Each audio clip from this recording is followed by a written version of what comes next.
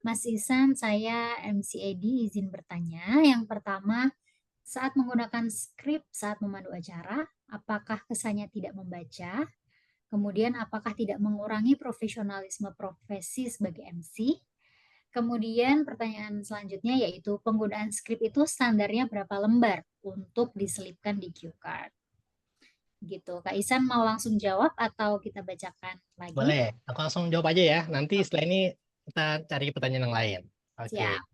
makasih Silakan, Kak. buat Mas Edi atas pertanyaannya. Saat menggunakan skrip, saat memandu acara, apakah kesannya tidak membaca? Dan apakah tidak mengurangi profesionalisme seorang MC? Nah, ini kadang salah kaprah nih buat masalah skrip, teman-teman.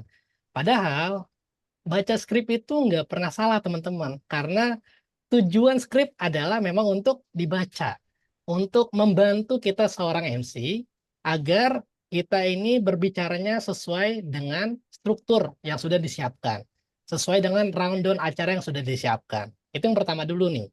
Terus kalau misalnya membaca, apakah kesannya tidak membaca? Nah, kita harus ada teknik yang namanya membaca seperti tidak membaca, Mas Edi.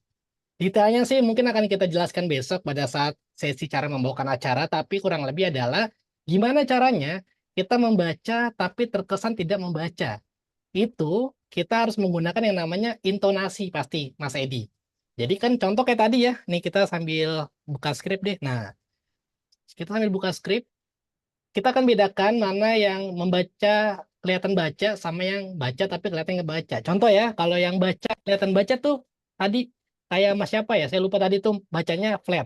Contoh ya, jangan lupa kita masih berjumpa kembali di minggu depan. Pastikan Anda hadir juga nanti karena akan ada kedatangan bintang tamu yang luar biasa, yaitu akan ada ATF Band, serta juga akan ada pembagian door prize mobil berupa brosur dan pulang haji gratis. Itu biasanya yang baca doang kayak gitu, Mas Edi. Tapi kalau MC, biasanya bacanya ada intonasinya, yang kelihatan tidak seperti membaca. Contoh, jangan lupa kita masih berjumpa kembali minggu depan. Pastikan Anda hadir juga nanti karena kita akan kedatangan bintang tamu yang luar biasa. Yaitu akan ada ATF Band. Dari tepuk tangan dong nih, mana fansnya ATF Band nih. Nah, jadi walaupun kita baca, kita ada intonasi dan improvisasi, Mas Edi. Jadi teknik membaca seperti tidak membaca. Jadi mungkin saya baca skripnya cuman jangan lupa aja nih, saya baca nyontek dikit. Lebihnya kita akan mulai improvisasi biar nggak kelihatan seperti membaca.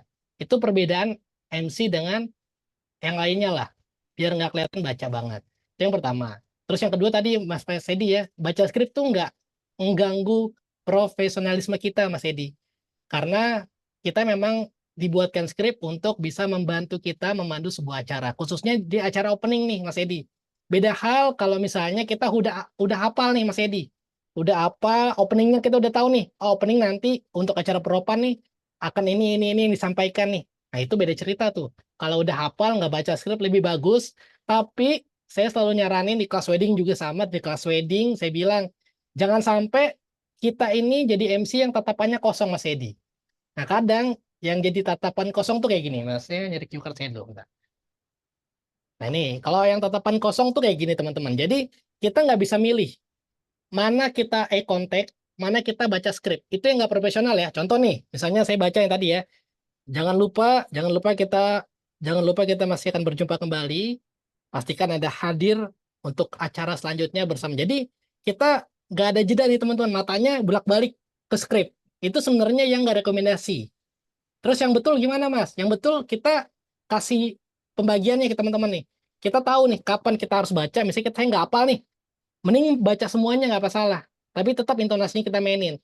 Tapi kalau kita yakin udah hafal, kita harus buang mata kita ke audiens. Contoh misalnya nih, saya udah nyontek dikit misalnya, jangan lupa kita masih akan berjumpa kembali di tahun depan untuk acara selanjutnya. Saya lupa lagi nih, saya nyontek dikit, baru baca dikit, improv lagi. Jadi intinya harus jelas nih pembagian matanya nih. Kapan kita baca skrip, kapan kita natap audiens. Jangan nanggung teman-teman, karena ketika kita nanggung bacanya belum habis, kita udah gini-gini aja di palanya nih.